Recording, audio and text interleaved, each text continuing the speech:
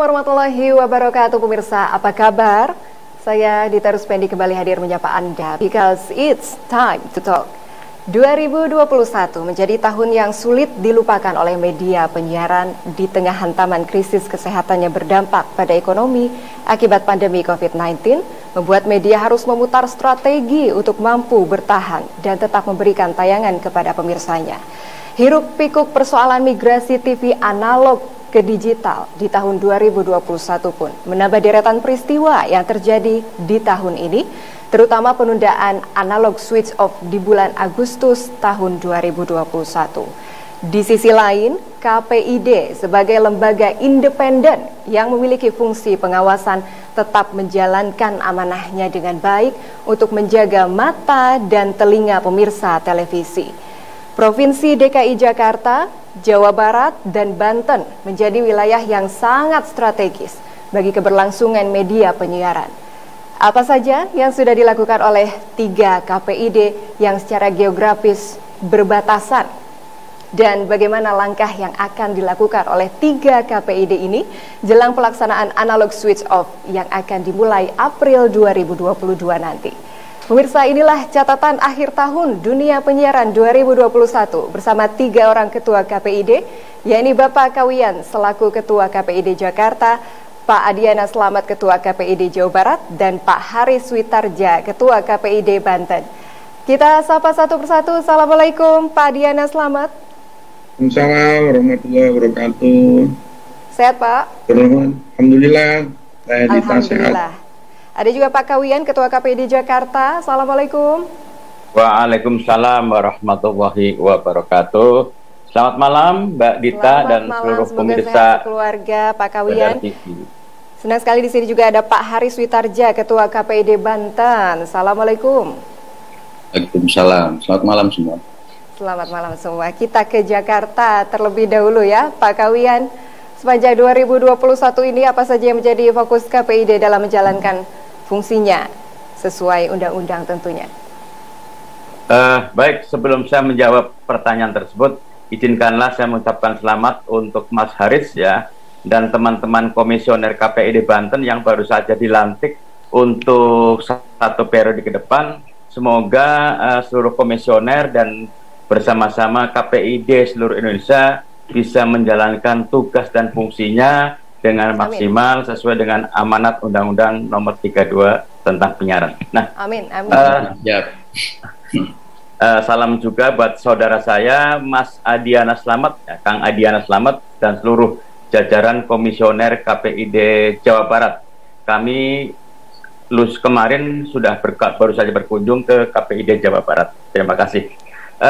Mbak Dita, saya kira memang ini merupakan pekerjaan besar ya dan tugas kita semua, khususnya Komisi Penyiaran Indonesia, KPI Pusat dan seluruh KPID di Indonesia, bahwa kita harus bersama-sama menyukseskan ASO 2022, di mana akan terjadi migrasi penyiaran dari analog ke digital. Ini bukan pekerjaan mudah ya, apalagi Undang-Undang Nomor 11 tahun 2020 telah mematok bahwa ASO 2022 itu ya, penyiaran digital akan di switch off, akan dimatikan pada 2 November 22. Dan kami di KPID DKI, Banten dan Jawa Barat ya mendapatkan amanat bahwa harus sukses pada 25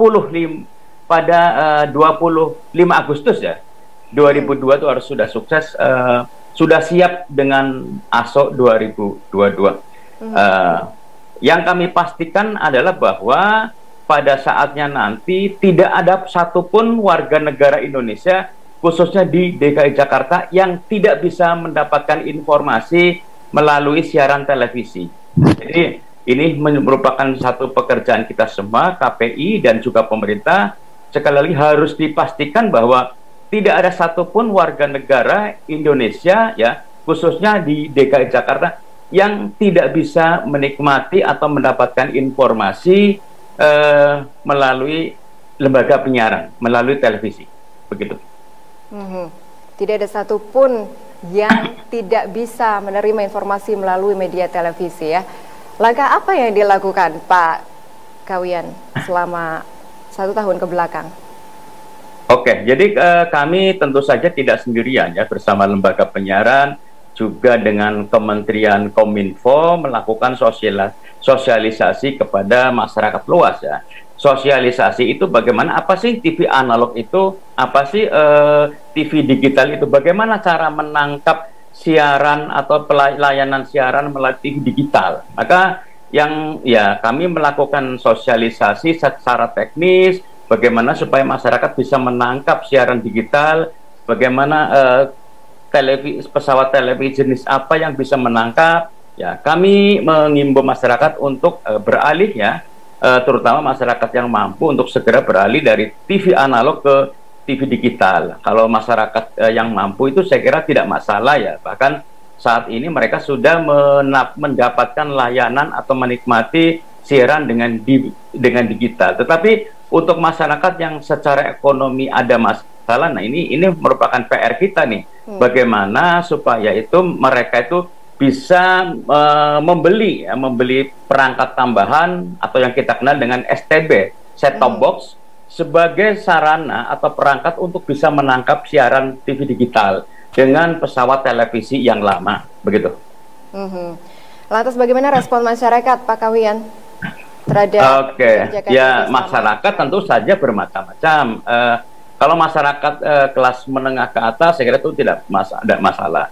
Kalau kelas masyarakat yang di bawah, ada yang mereka akan berusaha untuk membeli set-top box yang harganya di pasaran mungkin sekitar 200 sampai 300. Tetapi ada juga masyarakat yang mengatakan bahwa untuk saat ini kami tidak bisa mengalokasikan atau menyisihkan uang kami untuk membeli set-top box. Mereka berharap ada bantuan dari pemerintah supaya mereka bisa menikmati layanan siaran TV digital. Baik, jadi yang menjadi sorotan adalah masyarakat yang kurang mampu begitu ya Pak Kawian ya, untuk mengeluarkan uang 200.000 itu masih enggan gitu ya untuk mendapatkan set-top box yang menjadi media dalam migrasi digital nanti. Kita beralih ke Jawa Barat. Bagaimana Pak Kawian? Kami sekali lagi mengharapkan agar masyarakat yang punya kemampuan terbatas ya, tidak ada anggaran untuk membeli set-top box. Jadi harus ada perhatian dari pemerintah atau kerja bagaimana pemerintah bergandengan tangan dengan lembaga penyiaran ya untuk memberikan subsidi STB atau set-top box kepada mereka. Jadi sekali lagi jangan sampai ada masyarakat, satupun masyarakat yang hanya karena faktor ekonomi, faktor keuangan sehingga mereka tidak bisa mendapatkan informasi, tidak bisa mendapatkan layanan hiburan dari siaran televisi. Sebab hak mendapatkan informasi merupakan hak setiap warga negara. Sepakat. Semuanya harus sinergi ya antara pemerintah dan juga lembaga penyiaran dalam menyongsong yang namanya ASO ini. Kita beralih ke Jawa Barat terlebih dahulu, Pak Adi. Sepanjang 2021, apa yang menjadi sorotan Pak Adi? Kalau tadi Pak Kawian adalah menyoroti bagaimana keharusan tidak ada satupun masyarakat yang tidak bisa menonton TV begitu, Pak Adi. Terima kasih Teh Dita. Assalamualaikum warahmatullahi wabarakatuh. Sampurasun. Waalaikumsalam Rampes. Jadi tadi Pak Kawian mengucapkan selamat, saya juga harus mengucapkan selamat pada Pak Haris sudah dilantik dan menjadi ketua. Beliau ini senior, saya harus belajar banyak dari Pak Kawian dan Pak Haris. Lalu saya juga harus mengucapkan terima kasih pada Badar TV ya. Ini bagian dari konsolidasi KPID di 3 provinsi untuk coba melihat prospek-prospek ke depan, tapi kemudian tidak lagi meninggalkan masa lalu 2021. Teh Dita, KPID Provinsi Jawa Barat gitu, sejak awal kami dilantik 4 Desember 2020. Ini memandang bahwa analog switch off ini adalah policy atau kebijakan strategis gitu yang kemudian di-create oleh aktor state negara gitu. Jadi kami melakukan langkah-langkah strategis itu berdasarkan fokus group discussion ya, FGD yang kami lakukan sebanyak 2 kali sebenarnya. Satu pertama itu kami berkonsolidasi dengan Diskominfo dan memanggil atau mengundang pakar, asosiasi dan KPI pusat sebenarnya untuk apa sih sebenarnya yang akan kami lakukan. Nah, sehingga misalkan ada beberapa hal yang kemudian harus saya katakan hari ini bahwa Undang-Undang 32 tahun 2002 sebenarnya pasal 8 ayat 1 ayat 2 ayat 3 itu jelas apa yang harus kita lakukan.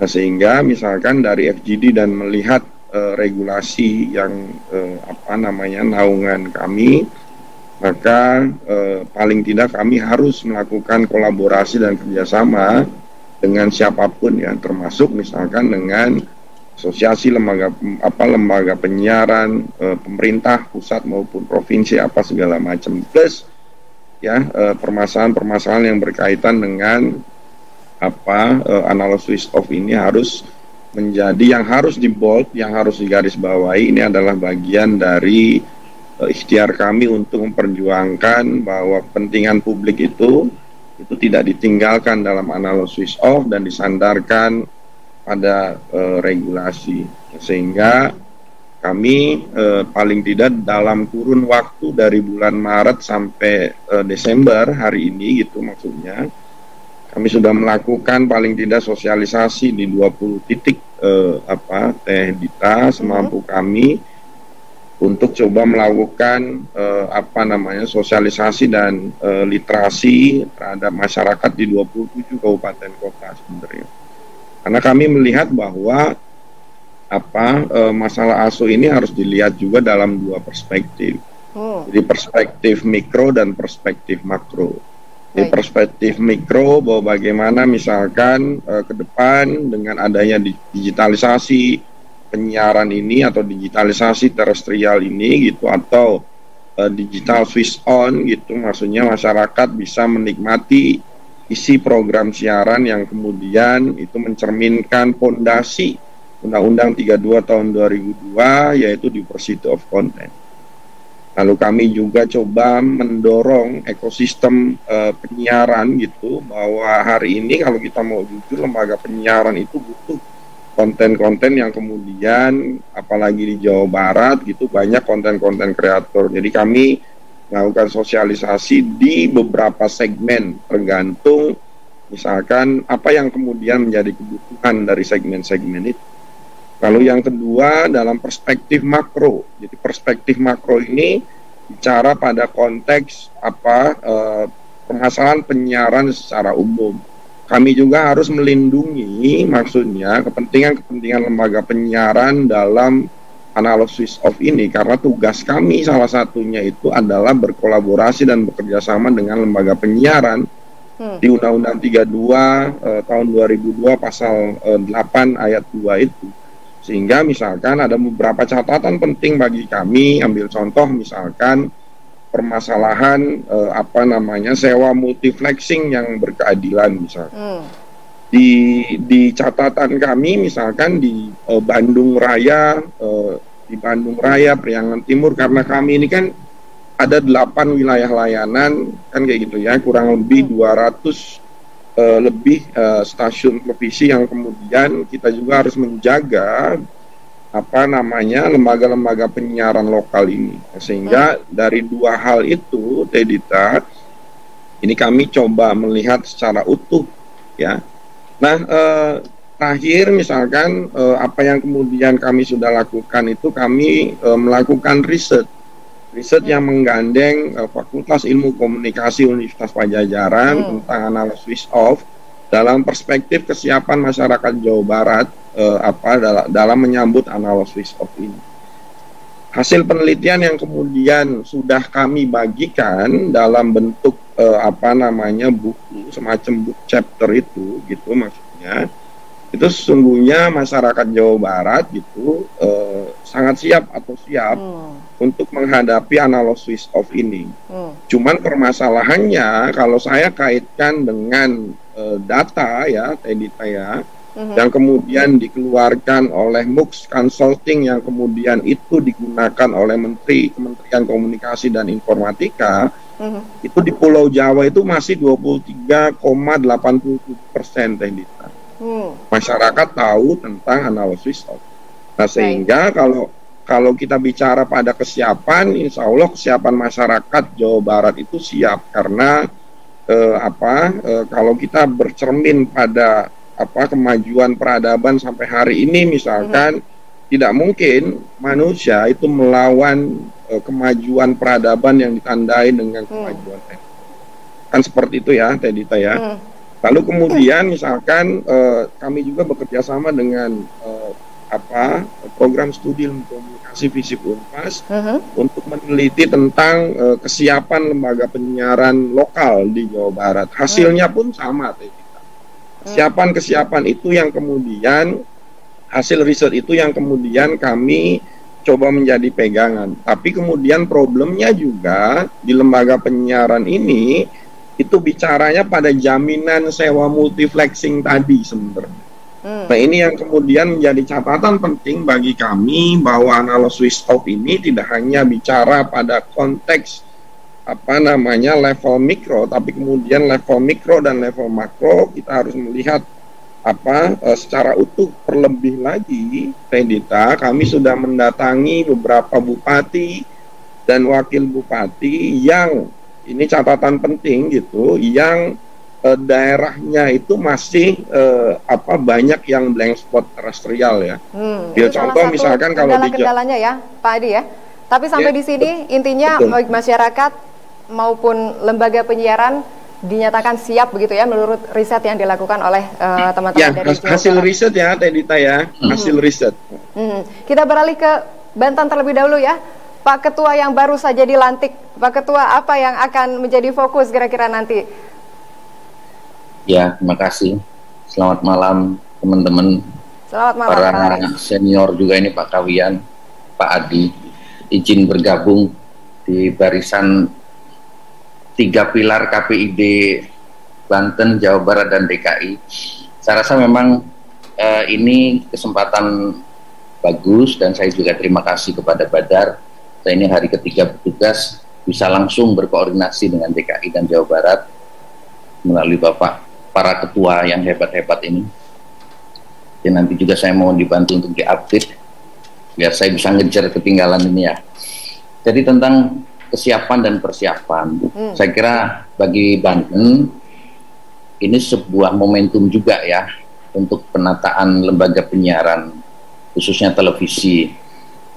Kalau kita melihat penataan di era analog dulu, memang ada beberapa catatan, terutama wilayah-wilayah yang tadi itu, yang menjadi irisan dengan DKI dan Jawa Barat. Kalau di kita ini nyumbang wilayah Tangerang Raya, yang disebut Jabotabek.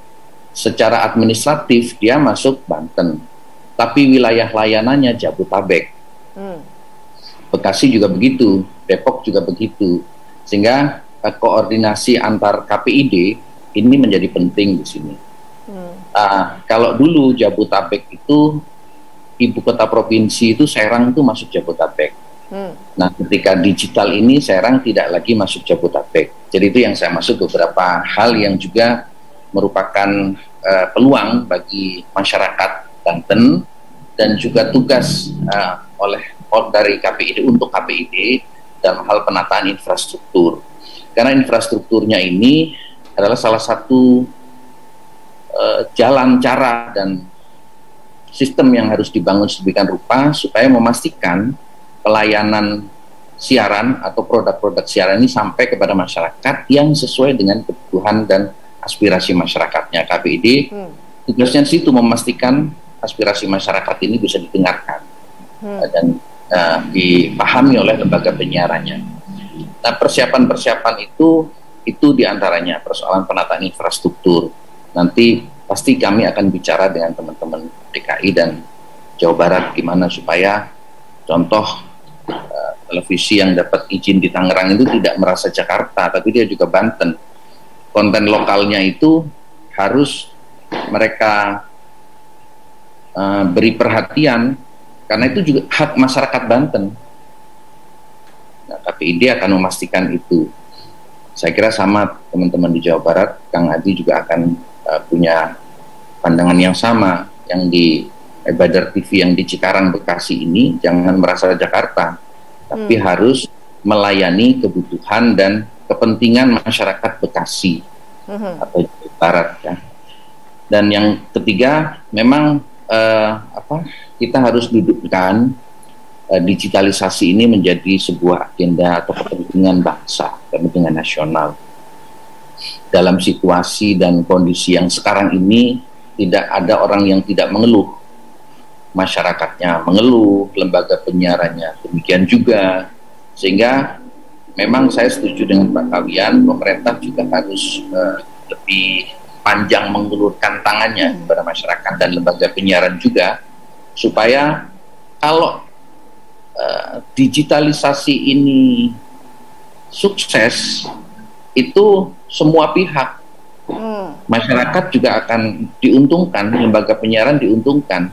Artinya secara keseluruhan bangsa ini akan menikmati satu keuntungan besar dan satu kemajuan yang nyata. Tapi kalau kata orang Banten ting bating, kata orang Jawa amit-amit jabang bayi, kalau sampai tidak maksimal seperti yang kita harapkan, saya kira dampaknya juga akan besar bagi masyarakat. Belum lagi pada masa-masa transisi ini udah pasti ada banyak perlu masyarakat yang kita lihat dan kita pastikan jangan lama-lama ketinggalan pindah kepada digital. Sebab kalau mereka kehilangan akses dan seterusnya karena persoalan-persoalan sepele, misalnya set-top box dan sebagainya, itu masyarakat kasihan, televisinya juga akan kehilangan potensi pendengarnya. Artinya tugas lembaga penyiaran untuk menjaga nilai-nilai bangsa dan seterusnya ini juga harus dipastikan tidak ada lag di tengah media-media baru yang sedemikian rupa. Baik, Pak Haris, maaf saya potong terlebih dahulu. Intinya lihat dari apa kata Pak Kawian, Pak Diana, dan Pak Haris tadi, sampai di sini kita bisa melihatnya gambaran antusiasme masyarakat dalam menyongsong analog switch off ini begitu positif begitu. Walaupun sempat dijadwalkan Agustus 2021, Kementerian Komunikasi dan Informatika akhirnya resmi menetapkan pelaksanaan ASO tahap 1 atau beralihnya siaran televisi analog ke digital adalah April tahun depan. Lantas sudah sejauh mana kesiapan KPID menyambut migrasi digital ini? Kita akan lanjutkan bincang ini usai jeda berikut. Pemirsa, tetaplah bersama kami di Time to Talk.